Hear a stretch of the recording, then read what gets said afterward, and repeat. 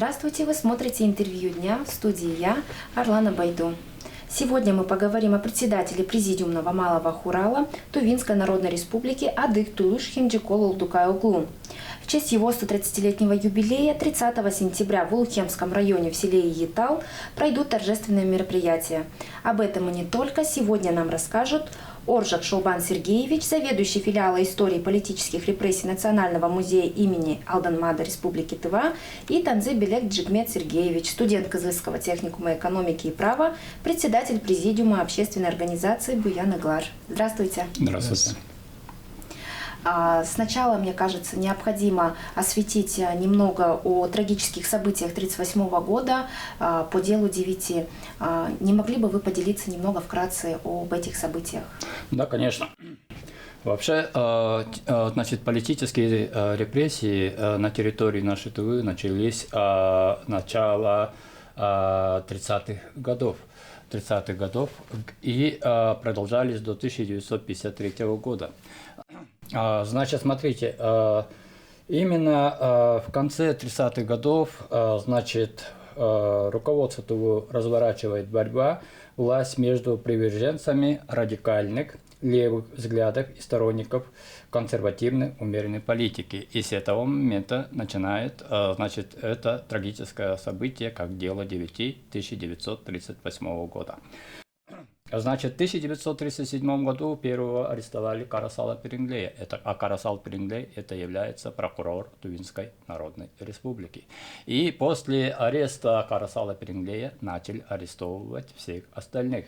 Это председатель Совета министров и министр иностранных дел Сат Тюрмитажи, председатель Президиума Малого Хурала Тувинской Народной Республики Адтулиш Хемджигол, председатель Госбанка Тувинской Народной Республики Оин Танчай, прокурор Тувинской Народной Республики Карасал Перинглей, секретарь прокуратуры Тувинской Народной Республики Оин Сенгежик, полномочный представитель Тувинской Народной Республики в Монголии это Кулар Сунгарол, министр торговли и промышленности Сат Лопцан, командир Тувинской революционной партии, комиссар Тувинской революционной партии Кужугат Церен, бывший начальник Софтутранса это Хоулук Тоткан.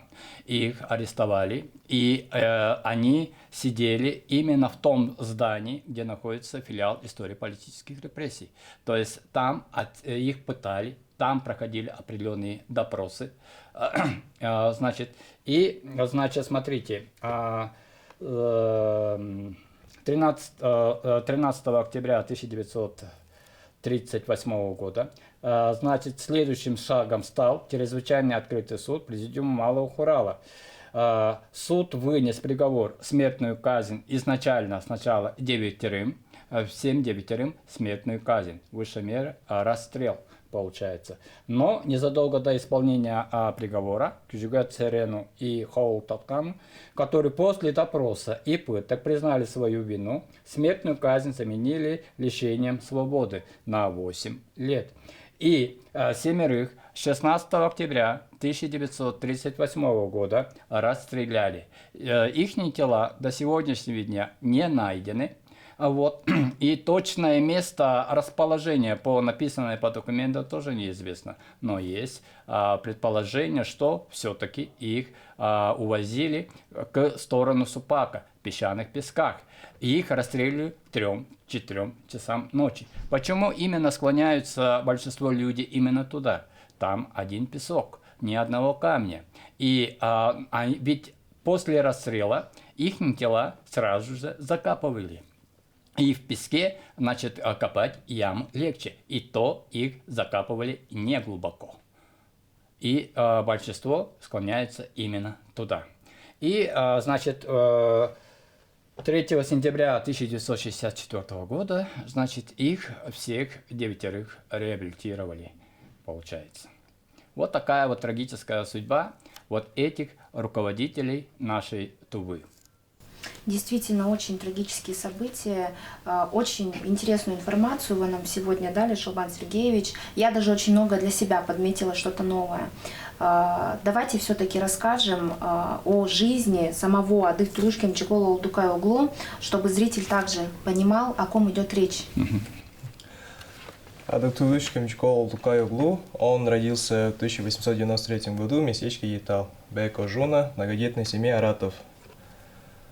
С молодых лет он приветствовал революцию и всегда поддерживал, а также был ярым сторонником революционной деятельности Тувинской Народной революционной партии. Был самым активным пропагандистом идеи социализма.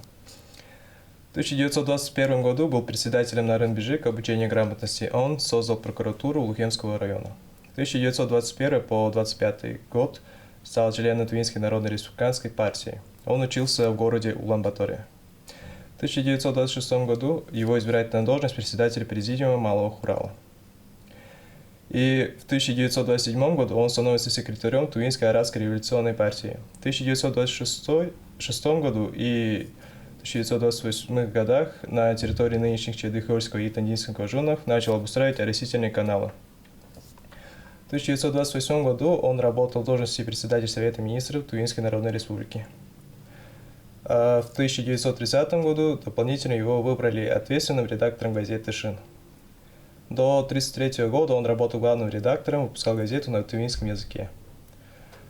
2 октября 1933 году был выбран на должность председателя президиума Малого Хурала. Как итог, с 1936 по 1938 год был председателем президиума Малого Хурала, а также в 1936 году был награжден орденом республики. 13 октября 1938 году решением чрезвычайной судебной коллегии назначили приговор к высшей мере наказания расстрелу. Спасибо за информацию. Теперь понятно, почему именно в селе Етал проходят торжественные мероприятия в честь 30-летнего юбилея. Какие мероприятия будут проходить? Поделитесь, пожалуйста, с нами. 30 сентября, значит, в селе Етал будет, значит, торжественные мероприятия, такие как присвоение улицы имени Абдулиша Химджикола. Дальше в аграрном школе-интернате будет открытие мемориального бюста. Также в этот день будет республиканский хюреш, это с 16 до 18 лет, ну и праздничный концерт, посвященный председателю президиума Малого Хурала Абдулишу Химджиколу. Очень насыщенная программа, даже самой захотелось там побывать. Да. Возможно, это будет реальным. Я знаю, что в октябре у одного из по делу ТВТ будет также юбилей 130-летний. Это у Оюн Танчай Чарандайоглу, председателя Тувинбанка, министра иностранных дел. Давайте также затронем немного его биографию. Оюн Танчай Чарандайоглу родился в 1894 году в местечке Межири Тандынского Кожуна. С 1923 по 1926 года он был назначен министром финансов Тувинской Народной Республики. В числе первой группы молодых людей в 20-х годах он учился в партийной школе в Монголии в городе Улан-Батор. Также с 1926 года по 1927 год был послом Тувинской Народной Республики в СССР. С 1927 года по 1932 год работал министром иностранных дел, а с 1932 года по 1934 год был председателем Госплана Тувинской Народной Республики и первым председателем Совета министров Тувинской Арабской Республики. После учебы в Коммунистическом университете Трудящихся Востока по возвращению в Туву в 1936 году Танчай назначается председателем правления Тувинбанка. Одним из первых в июле 1936 году к 15-летней годовщине Тувинской Народной Республики он был награжден высшей наградой Тувинского правительства орденом Республики за особые заслуги перед революционной Тувой, как и Адыктулыш Химджикол Лукаёглу. Так хочу рассказать кратко про реабилитацию, про дело 9. Судебная коллегия по уголовным делам Верховного суда РСФСР осмотрела судебное заседание от 3 сентября 1964 года по делу 9. После установила, что контрреволюционная деятельность объективно ничем не подтверждена, а также определила приговор чрезвычайной судебной коллегии Верховного суда Тувинской Арабской Республики от 13 октября 1938 года по делу 9 отменить и дело производство прекратить по пункту 1 статьи 5, то есть 3 сентября 1964 года жертвы репрессий по делу 9 были полностью реабилитированы. Я думаю, по делу реабилитирования репрессованных тут подходят лишь слова о том, что лучше поздно, чем никогда. Да, конечно. Что хоть когда-то справедливость могла восторжествовать. А в честь 30-летнего юбилея Оюн Танчай Чарандай-Оглу намечаются ли какие-то мероприятия?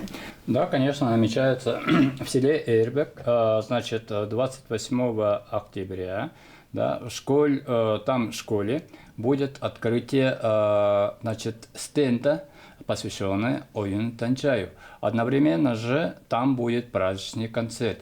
И как и в Италии, как и в Эрбеке будет передвижная выставка от Национального музея имени Алден-Мадр Республики Тыва. Очень повезло людям, которые проживают в селе Итал, в селе Эрбек. Но хотелось бы узнать, для чего такие мероприятия вообще проводятся сегодня?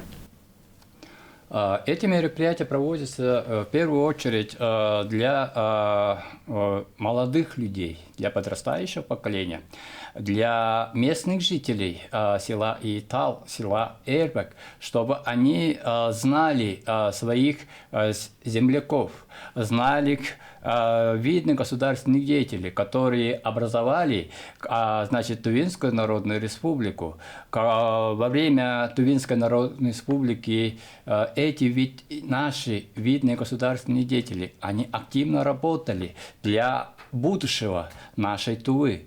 И подрастающее поколение, в том числе и жители нашей республики, они должны знать о наших предках, и они не должны забывать историю, трагическую историю, которая проходила в 30-е годы.